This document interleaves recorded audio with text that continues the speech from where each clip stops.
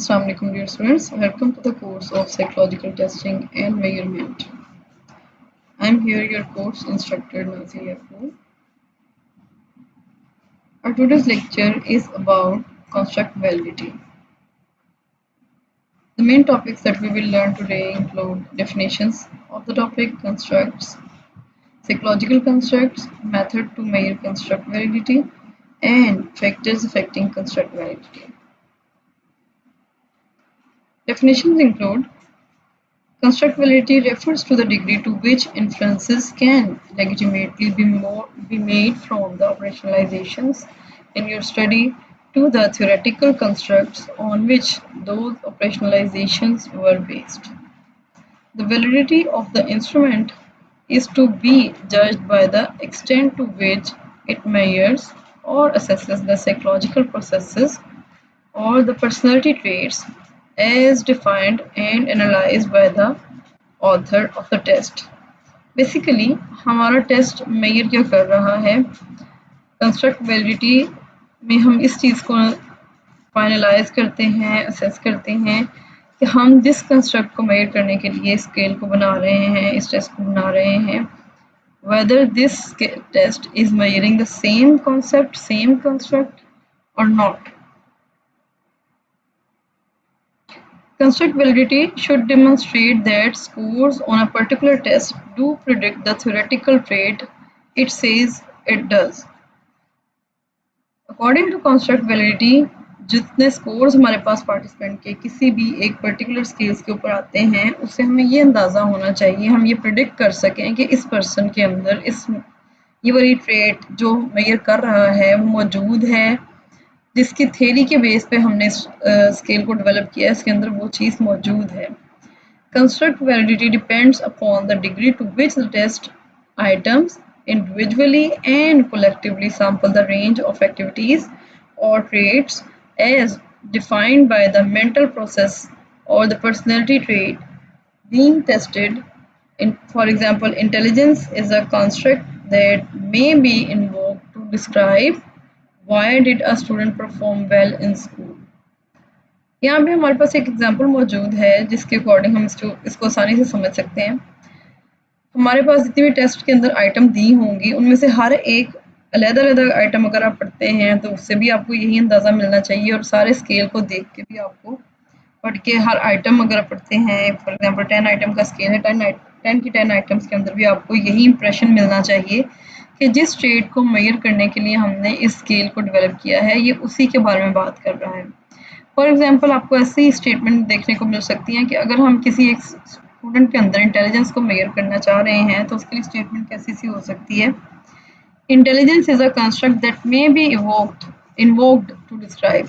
इसके अंदर हम डिस्क्राइब कर सकते हैं. फॉर एग्जांपल इंटेलिजेंस हम किस तरह से मेजर करेंगे कि एक पर्सन किस तरह से स्कूल में अच्छी परफॉर्मेंस देता है. अच्छी परफॉर्मेंस देने के पीछे भी इंटेलिजेंस हो सकती है, यानी कि अगर आपको स्टेटमेंट डायरेक्टली इंटेलिजेंस से नहीं मिल रही तो गुड परफॉर्मेंस भी इंटेलिजेंस को ही मेजर कर रही होगी. ये एक साइड बाय में उसका जो है हम कह सकते हैं कि एक ट्विस्ट वे में आइटम जो है सेम चीज़ को ही प्रेडिक्ट कर रही है. इस किस्म की चीज़ें आपको कंस्ट्रक्ट वैलिडिटी में देखने को मिल सकती हैं. कंस्ट्रक्ट क्या होता है? All constructs have two essential properties. The first one is they are abstract summaries of some regularity in nature. दूसरा, they are related to or connected with concrete and observable entities or events. जितने भी construct और जितने भी हमारे पास कह सकते हैं कि ऐसे वेरिएबल जिनको आप डायरेक्टली ऑब्जर्व नहीं कर सकते, ये एब्स्ट्रैक्ट होते हैं नेचर में. आप इनको जो एक्सटर्नल बिहेवियर है उससे असेस कर सकते हैं, ये डायरेक्टली आपको नज़र नहीं आएंगे. फॉर एग्जांपल ऑनेस्टी एक कंस्ट्रक्ट है, आपको ऑनेस्टी जो है वो दरअसल नज़र नहीं आएगी. ये आप किसी भी पर्सन के किसी भी बिहेवियर से जज करेंगे, उसके किसी पर्सन के साथ डीलिंग से जज करेंगे कि इसके अंदर ऑनेस्टी का लेवल क्या है. इससे कहा जाता है दे आर रिलेटेड टू और connected with concrete and observable entities और events. Gravity creates a good example of construct. When apple falls to earth, the construct gravity is used to explain and predict its behaviour. Gravity को यहाँ पे as a construct लिया गया है और कहा गया कि जब एप्पल जो है ज़मीन की तरफ गिर रहा था तो वो हमने वहाँ पे ग्रेविटी के कॉन्सेप्ट को यूज़ किया, कंस्ट्रक्ट को यूज़ किया। It is impossible to see gravity itself, but one sees is the falling apple. आप ग्रेविटी को देख तो नहीं सकते हैं, लेकिन आप गिरते हुए सेब को देख सकते हैं। वो जो एक्सटर्नल बिहेवियर हमें नज़र आ रहा है, उससे हमें उसकी एक इंटरनल कंस्ट्रक्ट का पता चल रहा है। ग्रेविटी एक कंस्ट्रक्ट है, उसे हम ऑब्जर्व कैसे कर रहे हैं? हम जो उसका एक्सटर्नल एक स्टिमुलस बिहेवियर है, फॉलिंग एप्पल, उससे अंदाज़ा लगा रहे हैं कि इस चीज़ के अंदर ग्रेविटी मौजूद है या नहीं।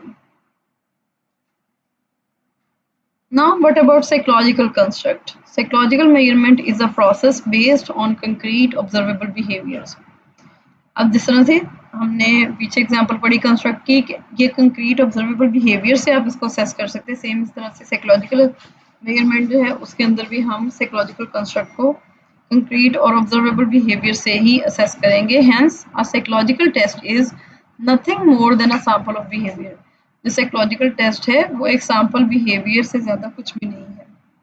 To determine whether a test provides a good measure of specific construct, हम इस चीज़ का अंदाज़ा लगाने के लिए, ये देखने के लिए कि कोई एक जो हमारे पास मेजर है उसमें किसी स्पेसिफिक बिहेवियर का या कंस्ट्रक्ट का हम असेसमेंट कर सकते हैं या नहीं, we must translate the abstract construct into concrete behavioural term. हमें उसको ऑब्जर्व करने के लिए, उसको असेस करने के लिए बिहेवियरल टर्म्स के अंदर ट्रांसलेट करना होगा। हमें उस चीज़ को विद बिहेवियर एक्सप्लेन करना होगा। फॉर एग्जांपल मेंटल टफनेस जो है वो एक कंस्ट्रक्ट है। अब मेंटल टफनेस को आप देख नहीं सकते हैं, लेकिन कौन से बिहेवियर्स जो हैं वो इस चीज़ को डिटरमिन करेंगे, बताएंगे कि इस पर्सन के अंदर मेंटल टफनेस है या नहीं है। वो ये है कि उस पर्सन के अंदर स्टेमिना होगा, फिजिकल स्टेमिना ऐसा होगा कि वो जल्दी जो है वो होप लूज़ नहीं करेगा, वो ज़्यादा देर तक एनर्जेटिक रहेगा, फेलियर को की तरफ नहीं जाएगा। उसके अंदर स्टेमिना होता है कि वो फाइट करे फॉर द लॉन्गर ड्यूरेशन। ये ऐसे बिहेवियर्स हैं जिनसे हमें उस पर्सन के अंदर मेंटल टफनेस की प्रेजेंस का पता चलता है। The process of providing a detailed description of the relationship between specific behaviors and abstract constructs, referred to as construct explication, is the key to determine the construct validity of a test. एक ऐसा process जिसके through हम जो specific behaviours हैं उनके दरमियान relationship बताते हैं, उसे हम कंस्ट्रक्ट एक्सप्लिकेशन कहते हैं। कंस्ट्रक्ट एक्सप्लिकेशन जो है वो हमारे पास कंस्ट्रक्ट वैलिडिटी को मेजर करने के लिए एक की फीचर के तौर पे काम करती है। The process of construct explication consist of 3 steps. अब कंस्ट्रक्ट एक्सप्लिकेशन जो है हमारे पास उसके 3 स्टेप्स हैं, वो कौन कौन से हैं? Number 1, identify other constructs and decide whether they are related or unrelated to the construct to be measured. Identify करेंगे कोई दूसरे कंस्ट्रक्ट्स जो है वो जिस कंस्ट्रक्ट को हम मेजर करना चाह रहे हैं उससे रिलेटेड हैं या अनरिलेटेड हैं। Number 2, identify the behaviours that relate to the construct to be measured. Behaviours को आइडेंटिफाई करें जो उस कंस्ट्रक्ट के साथ रिलेट करते हैं। Number 3, identify behaviours that are related to each of these additional constructs and on the basis of the relations among constructs, determine whether each behavior is related to the construct to be measured. फिर उन सारे जितने भी हमारे पास behaviours हैं जिनको आप observe कर रहे हैं उन सब के अंदर आपस में अगर वो रिलेशनशिप एग्जिस्ट करता है तो उसका अंदाज़ा लगाया जाए, और जो एडिशनल कंस्ट्रक्ट्स हैं उनका आपस में कोई लिंक मौजूद है या नहीं, इस चीज़ को असेस किया जाए। ये प्रोसेस ऑफ कंस्ट्रक्ट एक्सप्लिकेशन कहलाता है। Now, methods of construct validity. What are these? There are different methods used for measuring construct validity as described below. Number 1, age differentiation. Number 2, internal consistency. Number 3, correlation with other tests. First one, age differentiation. This implies to only those tests in which test scores can either increases or decreases with the growing age of the individuals. Suppose we use Stanford Binet scale and administer it on elderly people as well as on children. The elderly people score high on the test than children. Definitely जब हम एक ही test को दो different populations पे administer करते हैं तो उसमें हमें जो मेच्योर पॉपुलेशन के लिहाज से बना हुआ टेस्ट होगा उसका स्कोर डेफिनेटली उसके ऊपर ज़्यादा आएगा। और जो ऐसा स्केल है सीपीएम है जिसके अंदर चाइल्ड प्रोग्रेसिव मैट्रिसेस हैं वो अगर हम यूज़ करें और एसपीएम यूज़ करें, बच्चों के ऊपर सीपीएम यूज़ किया जाएगा, बड़ों के ऊपर हम एसपीएम यूज़ करेंगे। अगर कोई ऐसा स्केल है जिसके अंदर हमारे पास एज डिफरेंशिएशन नहीं है, वहाँ पे एक स्पेसिफिक कंस्ट्रक्ट के लिए अलग-अलग अगर हमने नहीं बनाया हुआ और एक ही स्केल को दोनों पॉपुलेशंस के ऊपर यूज़ कर रहे हैं, एल्डरली एंड चिल्ड्रन के ऊपर, तो हमें डेफिनेटली अगर वो मेच्योर पॉपुलेशन के ऊपर डेवलप हुआ हुआ स्केल है, उसकी नॉर्म्स मेच्योर थी, तो जो हमारे पास यंगर पॉपुलेशन है, ये चिल्ड्रन है, उनका स्कोर कम आएगा as compare to the mature population. तो यहाँ एज डिफरेंशिएशन जो है वो कंस्ट्रक्ट वैलिडिटी के ऊपर इफेक्ट हो रही है। नेक्स्ट हमारे पास है internal consistency. We can also check the internal consistency if the items are homogeneous. This can be obtained with two ways. Internal consistency दो तरह से असेस की जा सकती है, आइटम टोटल स्कोर से और सब टेस्ट टोटल स्कोर से। आइटम टोटल स्कोर से आप इसको कैसे असेस कर सकते हैं? Suppose we have 30 items means 30 correlations and their significance. They should be high as it can. We take scores of item number 1 and the scores of the first subject. Similarly, we take item number 2, 3, 4 up to the last item. The items which are not significant are rejected and eliminated. अब ये सारी की सारी हमारे पास first करें 30 item का scale है तो 30 आइटम्स का कोरिलेशन हमारे पास मौजूद होगा। फर्स्ट आइटम का स्कोर और फर्स्ट सब्जेक्ट का फर्स्ट आइटम का स्कोर जो है उसे हम बाकी सब स्कोर्स के साथ रिलेट करेंगे उसके सेकंड, थर्ड, फोर्थ से लेके लास्ट आइटम तक। सेम इसी तरह से हमारे पास इंडिविजुअल आइटम्स के टोटल स्कोर्स का आपस में रिलेशनशिप देखा जाएगा। जितनी ज़्यादा इंटरलिंक्ड होंगी इसका मतलब ये है कि वो स्केल उतना ही ज़्यादा हमारे पास वैलिड है, जितनी ज़्यादा इनके अंदर इंटरनल कंसिस्टेंसी होगी। तो दूसरी इंटरनल कंसिस्टेंसी के अंदर कंडीशन है वो है sub test total scores. Here we take sets, we take the scores of all sets and then correlate it with total scores, then we find out its significance. सब scales भी आप कह सकते हैं, एक स्केल के अंदर सब स्केल्स होते हैं, एक टेस्ट के अंदर सब टेस्ट होते हैं। सब स्केल्स का जो टोटल होता है आप जब उसको यूज़ करते हैं किसी भी स्केल के टोटल स्कोर्स के साथ लिंक करते हैं, कोरिलेट करते हैं, तो वो आपस में उनका एक लिंक आता है जो एक कोरिलेशन की वैल्यू आती है, उससे हमें अंदाज़ा होता है कि ये सब टेस्ट भी आपस में कितने ज़्यादा लिंक्ड हैं। For example suppose we take scores of set A and the total score. Example के तौर पे हमारे पास एक स्केल है उसके अंदर 5 सब स्केल्स हैं A B C D and E. तो अगर ए का टोटल स्कोर लेते हैं, similarly we take B C D and E, when they are significantly correlated then we will have a valid test. अगर ये ए बी सी डी और ई सबका आपस में कोरिलेशन जो है वो सिग्निफिकेंट आता है तो इसका मतलब ये है कि ये टेस्ट वैलिड है। ये सारी चीज़ें आपको हम SPSS पे भी रन करके दिखाई जाएंगी। रिलायबिलिटी एनालिसिस के अंदर ये सारे स्टेप्स आते हैं, हम इसको वहाँ पे SPSS के अंदर असेस कर सकते हैं। जैसे ही आप कोई टेस्ट एडमिनिस्टर करेंगे या कोई एक टेस्ट डेवलप करेंगे उसके सब स्केल्स के अंदर आपने इंटरनल कंसिस्टेंसी देखनी हो या किसी ऑलरेडी डेवलप स्केल के सब स्केल्स के अंदर आपने इंटरनल कंसिस्टेंसी असेस करनी हो तो आप सेम मेथड को ही यूज़ करेंगे। Correlation with other test. In this method, prepare a test of the same nature that we already have. We correlate the newly developed test with the old test. If the results are significant, then we can say that the newly developed test is valid. For example, we develop a new intelligence test like standard progressive matrices. When we have constructed the new test, correlate it with the old test, that is SPM. मसलन इसके अलावा intelligence test है, emotional intelligence testing हम कर लेते हैं। Emotional intelligence का test already हमारे पास मौजूद है। हम अपने कल्चर के लिहाज से एक इमोशनल इंटेलिजेंस का टेस्ट जो है वो डेवलप करना चाह रहे हैं।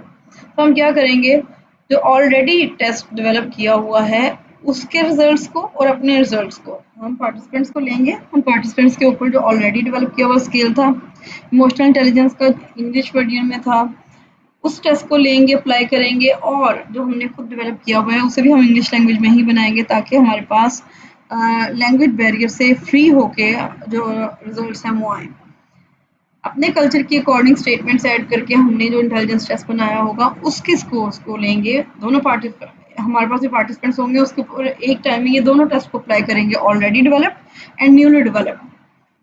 फिर उसके बाद जो हमारे पास इनके रिजल्ट्स आएंगे उन दोनों का आपस में लिंक देखा जाएगा, उन दोनों के टोटल स्कोर्स को आपस में हम कोरिलेट करेंगे और अगर हमारे पास रिलेशनशिप सिग्निफिकेंट आता है इट मीन्स वो scales are valid for the same construct measurement.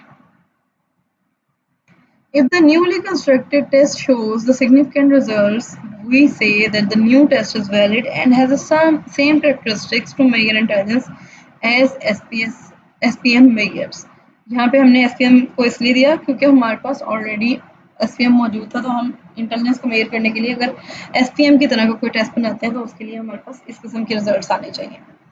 Another example is of manifest anxiety scale. We develop a new test of same nature. We evaluate the scores of both the test and find out product moment correlation. If correlation or the R is equal to 0.79, then we can say that the new test of anxiety is measuring the anxiety with same concept. हमारे पास correlation की value जो आएगी उससे हम अंदाजा लगा सकते हैं कि हमारे पास जो ऑलरेडी डेवलप्ड और जो न्यूली डेवलप्ड दोनों जो स्केल्स हैं वो सेम कंस्ट्रक्ट को मेजर कर रहे हैं। The need to develop a new test has so many reasons. नया टेस्ट डेवलप करने के पीछे बहुत सारी रीजंस हैं। One of the major need is if we have a test but it is too lengthy और टाइम कंज्यूमिंग। अगर already एक टेस्ट मौजूद है और टाइम कंज्यूमिंग है, बहुत ज़्यादा लेंथी है, लोग उसके ऊपर रिस्पॉन्स अच्छा नहीं देते हमें, we may develop a new test with smaller number of items which can give the same results as the old one produces.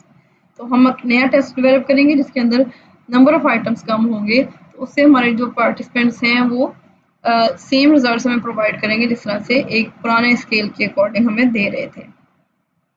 जैसे रिस्पॉन्सेज ओल्डर टेस्ट के ऊपर थे वैसे ही हमारे पास यहाँ पे भी आएंगे, लेकिन नंबर ऑफ आइटम्स रिड्यूस हो जाएंगी क्योंकि हमारे पास जो पार्टिसिपेंट्स हैं वो इस चीज़ के लिए बहुत ज़्यादा सेंसिटिव होते हैं कि उनको जो स्केल उन्होंने फिलअप करना होता है, नंबर ऑफ आइटम्स जितनी ज़्यादा कम होंगी, नंबर ऑफ पेजेस जितने कम होंगे, उनका इंटरेस्ट उसके अंदर उतना ही ज़्यादा रहेगा।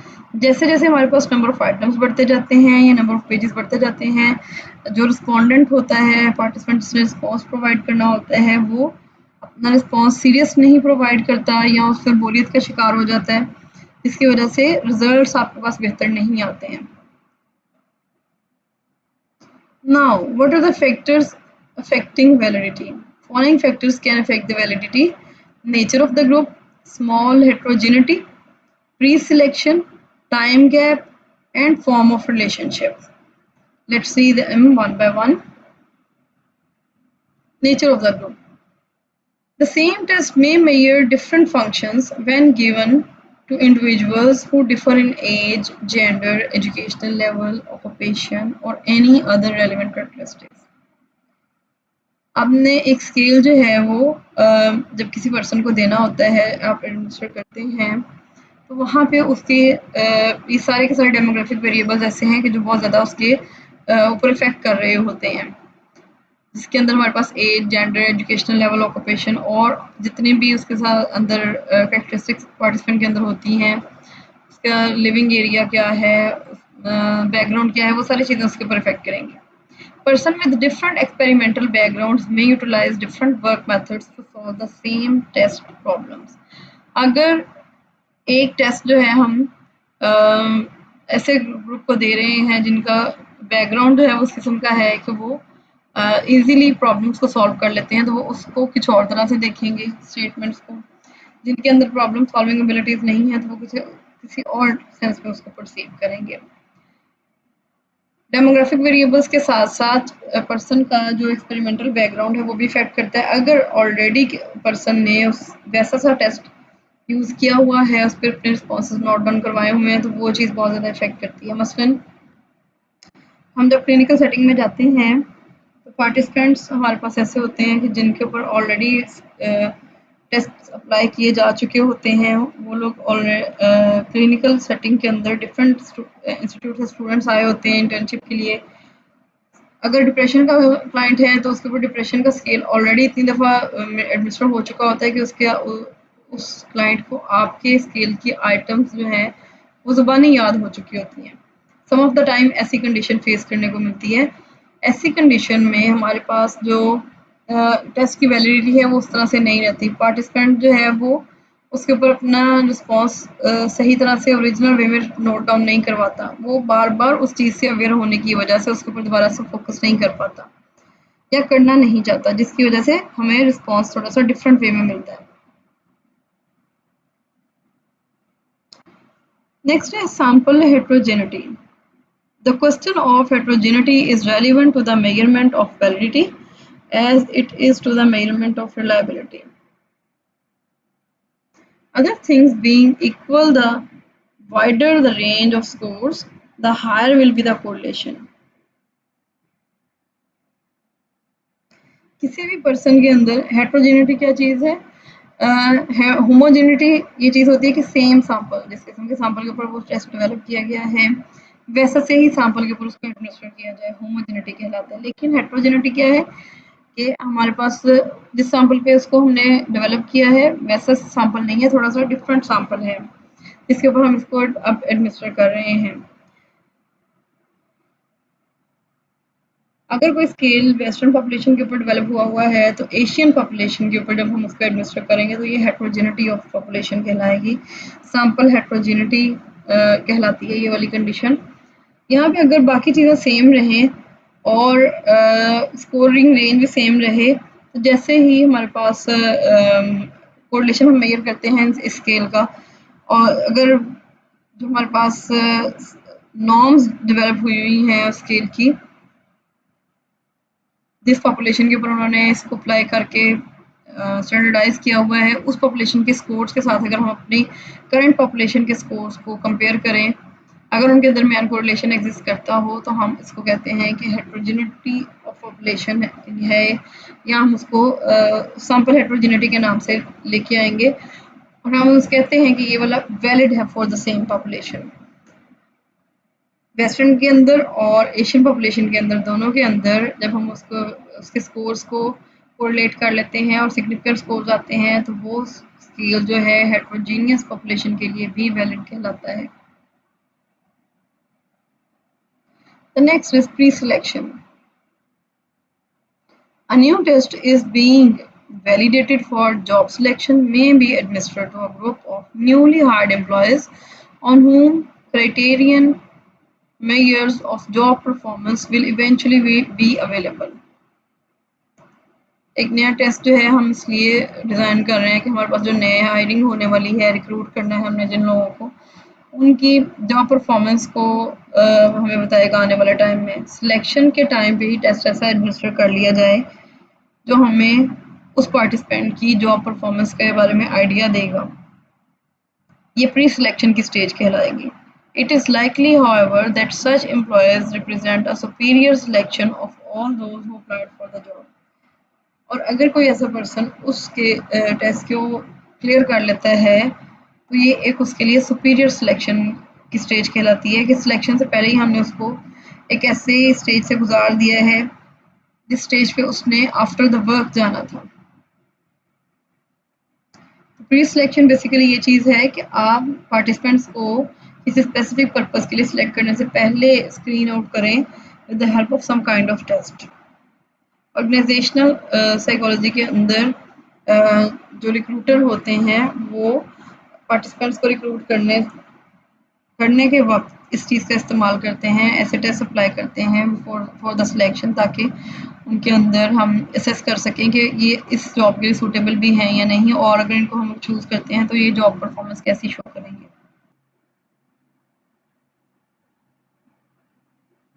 Next is time gap. Validity coefficient may also change over time because of changing selection standards. यानी कि आप वैलिडिटी की असेसमेंट करते हैं, दो टेस्ट के दरमियान जो है वो कोरिलेशन फाइंड आउट करते हैं, उसकी वैल्यू कुछ अर्सा पहले कुछ और थी, अब कुछ और आएगी, ये टाइम गैप कहलाता है। An example is provided by a comparison of validity computed over a 30 years interval with Yale students. Yale students के अंदर स्टडी कंडक्ट की गई 30 years before जो था correlation on the same construct validity for the sample was another value, और जब हमने test जो है उसके दोबारा से असेसमेंट करनी की और उसका कोरिलेशन फाइंड आउट किया, उसके अंदर वैल्यू कुछ और थी। तो ये जो है टाइम गैप कहलाता है। सेम कंस्ट्रक्ट की वैलिडिटी को असेस करने के लिए कोरिलेशन की value over the time change हो सकती है। नेक्स्ट है form of relationship. For the proper interpretation of validity coefficient, attention should also be given to form the relationship between test and criterion. Test और उसके criterion के अंदर जो relationship है उसे भी देखना चाहिए। The computation of a Pearson correlation coefficient assumes that the relationship is linear and uniform throughout the range. जो पियर्सन प्रोडक्ट मोमेंट कोरिलेशन है, कोरिलेशन कोएफिशिएंट जो उसके अंदर हम फाइंड आउट करते हैं, वो हमें यूनिफॉर्म और लीनियर रेंज प्रोवाइड करता है आमतौर पर। इसके अलावा भी मेथड्स मौजूद हैं जिसके थ्रू हम इसको फाइंड आउट कर सकते हैं। नॉर्मल पॉपुलेशन के लिए हम कोरिलेशन कोएफिशिएंट यूज़ करते हैं। अल्टरनेटिव मेथड्स जो हैं वो नॉन पैरामेट्रिक स्टैटिस्टिक्स में मौजूद हैं, आप उनको स्टडी कर सकते हैं। However, it would be non-linear. हमारे पास जो कोरिलेशन आता है वो लीनियर होता है, लेकिन it can be non-linear in nature as well. So these were the main factors that can affect the validity of any scale or any construct for which we are developing any kind of test. जब आपने कोई भी test develop करना होता है उसमें इन सारी चीज़ों का ध्यान रखना होता है, जिसके अंदर हमारे पास टेस्ट की वैलिडिटी भी आती है, कंस्ट्रक्ट वैलिडिटी भी आती है। वैलिडिटी की तमाम टाइप्स को हम वन बाय वन स्टडी करेंगे, जिसके अंदर हमारे पास ये सारी की सारी कंडीशंस का होना ज़रूरी है। इनको किसी भी टेस्ट को स्टैंडर्डाइज करने के लिए इन सारी चीज़ों के बारे में नॉलेज होना आपके पास बहुत ज़रूरी है। जितना ज़्यादा आप इन चीज़ों से अवेयर होंगे उतना ही ज़्यादा आपके लिए बेनिफिशियल होगा, आप उतना ही ज़्यादा अपने लिए उस चीज़ को ईजी फील करेंगे। वो टेस्ट आपके लिए एडमिनिस्टर करना और डेवलप करना, उसकी स्कोरिंग, उसको एनालाइज करना, ये सारे प्रोसेस बहुत आपके लिए आसान होंगे। As much as you can perform these tasks. Construct validity. Construct validity in the context of animal models relates to the disease relevance of the methods by which a model is constructed. It examines how similar the methods used to construct a disease model are to the causes of the actual disease. Animal models with the best construct validity will be created by exposing animals to the same processes or risk factors that contribute to the creation of a disease in humans. For example, Huntington's disease is caused by a mutation in the Huntington gene, so an animal model of Huntington's disease with good construct validity will be generated by genetically engineering the animals to have this mutation in their Huntington gene. Zika can be caused by infection of a pregnant mother with the Zika virus through mosquito bites, so an animal model of Zika with good construct validity will be generated by infecting pregnant animals with the Zika virus through mosquitoes. Creating animal models with good construct validity becomes more complicated in diseases with more complex causes. For example, there are many causes and risk factors for depressive disorders or schizophrenia, with some causes even yet to be defined. Given this, it is often best to assess construct validity in terms of the evidence showing both the strength and the weakness of the approach.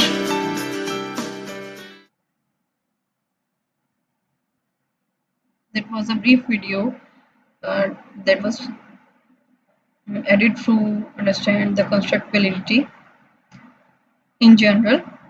So here are the references from where this data is taken for your understanding. You can consult these books. The soft form of this book is also available. I will share in the link from where you can get the soft book and consult for the further readings. I hope you have learned from today's lecture a lot of things about constructibility. If you still have any kind of question, queries, and want to give feedback about today's lecture, you may contact on the given email address. Thank you for your kind attention. Thank you very much.